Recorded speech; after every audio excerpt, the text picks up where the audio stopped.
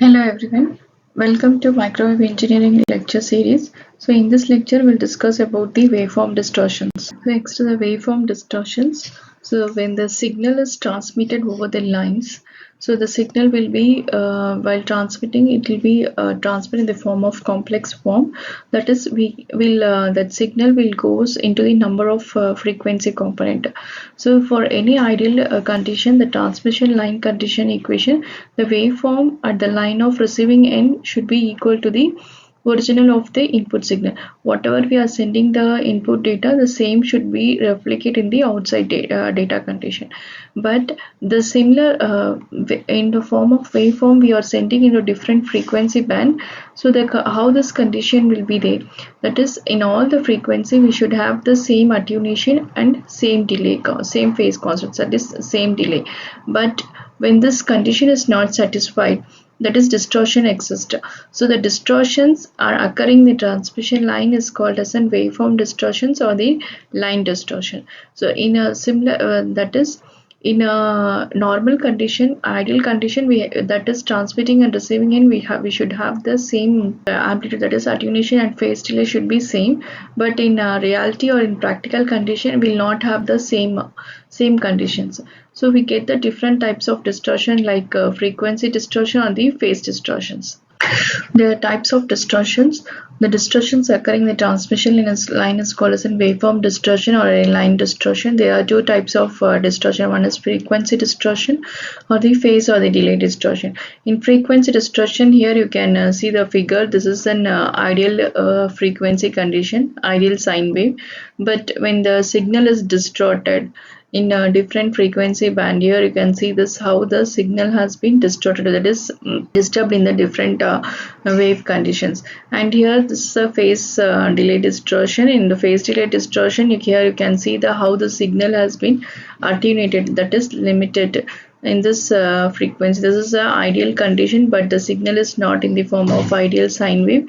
Here the signal has become the losses or the in the noisy condition. So types of distortion we'll discuss in further things. Distortion. In frequency distortion, when we are sending the signal, that signal will be sent in the form of multiple frequency component of the signal is transmitted. So all the frequency will not have the equal attenuation. So that is, alpha is an attenuation constant. So this attenuation or the this attenuation has become, it will vary, that we called as an frequency distortion. So what happens is, will there be the some discrepancy, that is some noises or some the gaps between the frequencies. For any ideal condition, the frequency attenuation constant will be in the form of this equation: alpha is equal to root of Rg minus omega square Lc plus root of Rg plus minus omega square Lc square plus omega square Lg plus Rc square divided by 2. This is the ideal conditions equation. So in frequency distortion, we are transmitting the multiple frequency. So this we get the attenuation in the frequency, that is losses in the frequency. So that loss, so that attenuation constant will become as an dependent on that frequency. But we have to reduce the frequency distortion by making this attenuation constant to be the independent of the frequencies. So this frequency distortions can be reduced by using the equalizer. So in equalizer network, what we do is we put the frequency and the phase characteristics can be adjusted with respect to the line. So this we get only the uniform frequency response from this transmitting and the receiving end. So the attenuation and the phase constant will become equal. Delay distortion.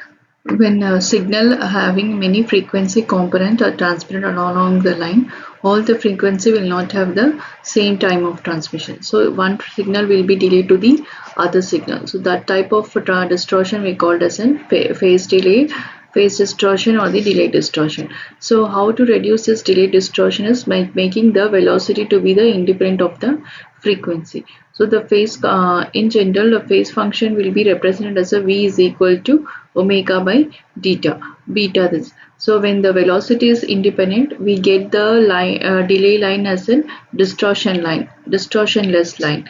that is independent of the frequency only when the beta is equal to constant multiplied by the omega. Distortionless line.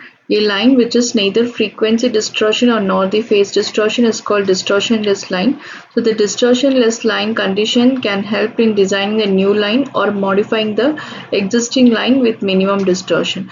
There is some condition for any distortionless line. For the condition for distortionless line, that is RC is equal to LG, and then phase constant or alpha should be independent of the frequency, that is alpha is equal to root of RG, and the phase constant may be the dependent on the frequency. The alpha should be attenuation constant should be independent of the frequency, and the phase constant should be the dependent on the frequency. The beta is equal to omega into root of LC, and the velocity of propagation is independent of the frequency. So V is equal to 1 by root of LC. Thanks for watching. In next lecture series, we'll discuss about the loading of transmission lines.